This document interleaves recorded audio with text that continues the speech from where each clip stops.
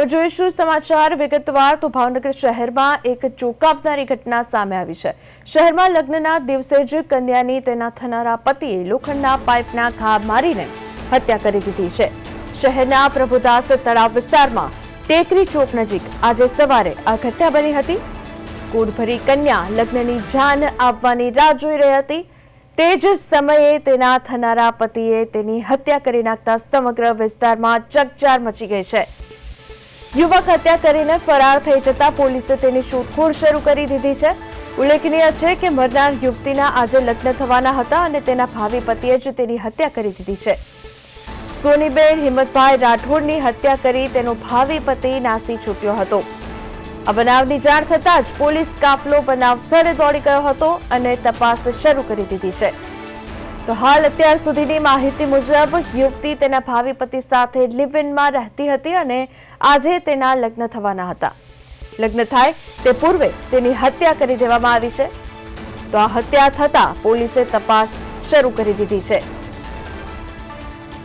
તો ભાવનગરની આ ઘટના છે જેમાં લગ્નના દિવસે જ કન્યાની હત્યા કરી દેવામાં આવી છે અને હાલ જે આ કન્યાનો થનારો વર હતો તે હાલ અત્યારે ફરાર થઈ ચૂક્યો છે। તો હત્યાને અંજામ આપ્યા બાદ હાલ પોલીસ અત્યારે આ યુવકની શોધખોળ કરી રહી છે।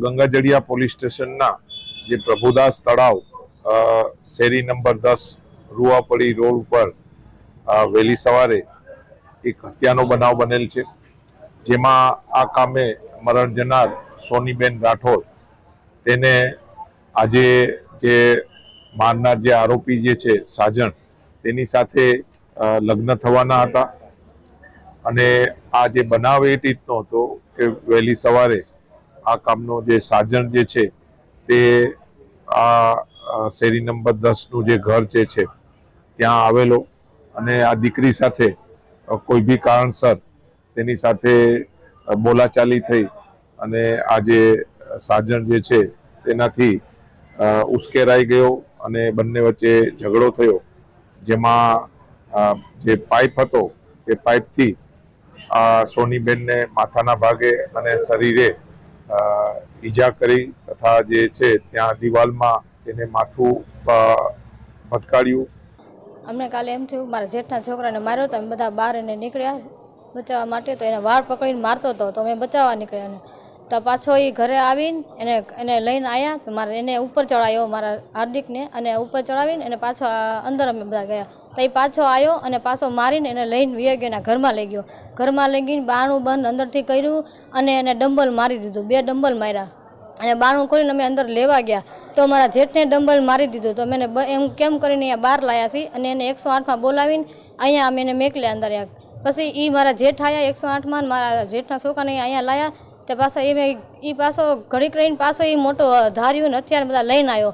મારા વર ઉપર ઘા કર્યા, અમારી ઉપર ઘા કર્યા, દંડા માર્યા, ધોકા માર્યા, બધી બૈરા ઉપર માર્યા, મારા હાહુને ધોકાની માર્યા, બધાને મારીને પછી પાછો એ કે હું ઘાસલેટ લઈને આવશું પેટ્રોલ સળગાવીને તમારું ઘર આખું સળગાવી દો। પછી વેગડ અને ગઈકાલે સાંજે 7:30-8:30ની આજુબાજુમાં ઘરે આવીને તે પેલા ભાઈ ભત્રીજો હતો ગાડી લઈને આવતો હતો ધીમે ધીમે કે જે હોય, પણ એને રસ્તામાં ઊભો રાખીને પેલા માર્યો, પછી લપાટું ને એવું બધું મારતા કરાવતા તે તેમને સંતોષકારક ન થયો હતી। ઘરે આવીને તે પછી બધું તોડફોડ કર્યું અને તોડફોડ કર્યા બાદ એને બધા હથિયાર વડે લઈને આવીને તે પછી મારકૂટ કરી અને બધું તોડફોડ કરેલું છે। આવતીકાલે એનું નામ સાજન, બીજા હતા ઘણા બધા હવે, પણ એમાં અમુક શું છે કે આમ માથા ઉપર 1-2 વાર ઘા મારેલા, પડખામાં પાટા માર્યા અને એ બધું થયેલું એટલે એમાં બહુ આમ ખાસ ન દેખાય, પણ આ ત્યાં